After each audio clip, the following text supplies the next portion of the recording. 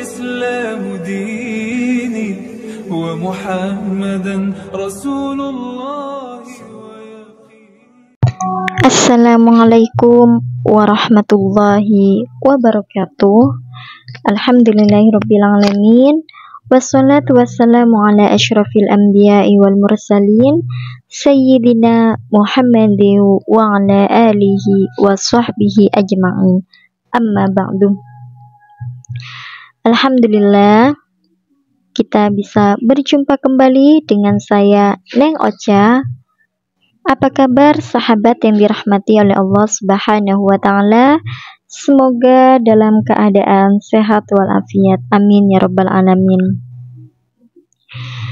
Di kesempatan kali ini saya akan membagikan ilmu, yaitu cara berdoa pada akhir sholat.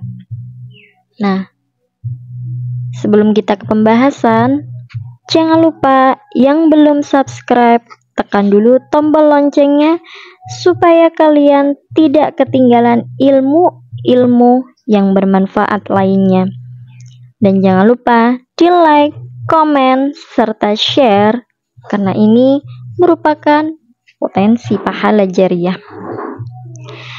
Baiklah teman-teman, kita kembali ke pembahasan.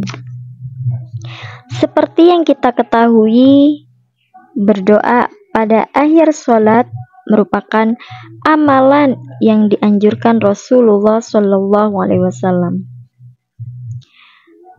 Doa bisa dilantunkan setiap hari, setiap sholat fardu maupun sholat sunnah. Berdoa merupakan salah satu amalan yang bisa dikerjakan kapanpun. Berdoa juga menjadi salah satu media komunikasi antara seorang hamba dengan Allah Subhanahu wa Ta'ala.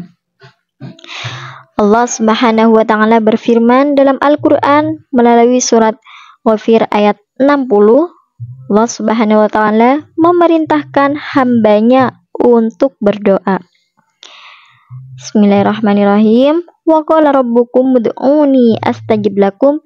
Innal ladzina yastakbiruna an ibadati sayadkhuluna jahannama dakhirin.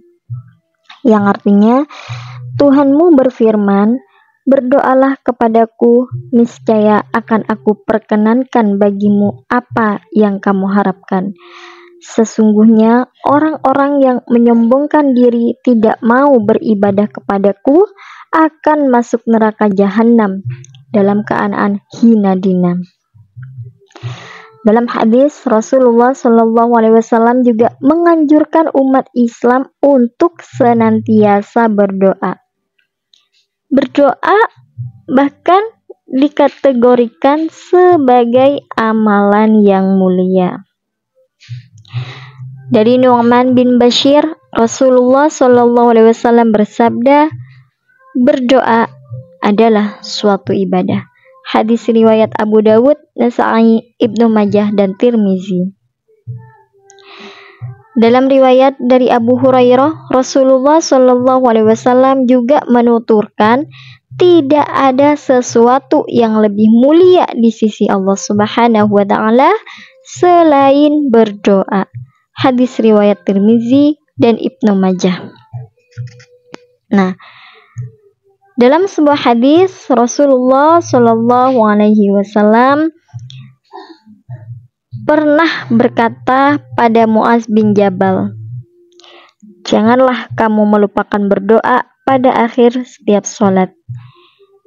Allah Subhanahu wa Ta'ala, ya Allah, tolonglah aku untuk senantiasa mengingatmu, bersyukur kepadamu, dan memperbagus ibadahku untukmu. Hadis riwayat Ahmad, Abu Dawud, dan Nasa'i. Anjuran berdoa pada akhir sholat mengutip buku fikih kontroversi jilid 1, beribadah antara sunnah dan bid'ah oleh Ansori, menjelaskan bahwa berdoa menjadi amalan yang sangat dianjurkan oleh Rasulullah SAW dan beliau juga melakukannya. Sebagian ulama berkata bahwa yang dimaksud dengan akhir sholat dalam hadis ini dan hadis-hadis doa yang semisalnya adalah setelah selesainya salam dari sholat. Nah, hal ini adalah pendapat yang memiliki sisi pandang dan dalil sendiri. Sementara ulama lain berkata bahwa yang dimaksud akhir sholat adalah sebelum salam. Dan ini adalah pendapat yang kuat dan rajih. Karena yang dikatakan dubur sholat dalam hadis di atas adalah bagian akhir dari sholat sebelum salam. Nah, berdoa saat sujud, ada dua tempat yang disyariatkan untuk berdoa sebelum salam berdasarkan hadis sahih. Pertama, ketika sujud. Hal ini didasarkan pada hadis bahwa doa ketika sujud adalah waktu terbaik untuk berdoa. Disebutkan dalam hadis dari Abu Hurairah radhiyallahu an, diriwayatkan bahwa Rasulullah shallallahu alaihi wasallam bersabda, keadaan seorang hamba yang paling dekat dari Robnya adalah ketika dia sujud, maka perbanyaklah doa. Hadis riwayat Muslim.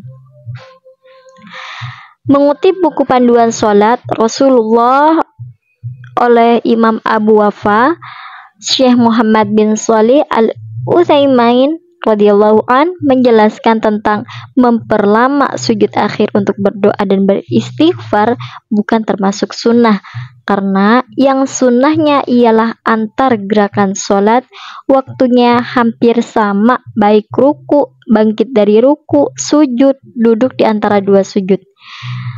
Sebagaimana yang dikatakan oleh Barra bin Azib radhiyallahu an, ia mengatakan, saya pernah sholat bersama Nabi Muhammad sallallahu alaihi wasallam, lalu saya lihat berdirinya, rukuknya, i'tidalnya, sujudnya, duduk di antara dua sujudnya, duduknya, hingga salam dan berpaling hampir sama lamanya.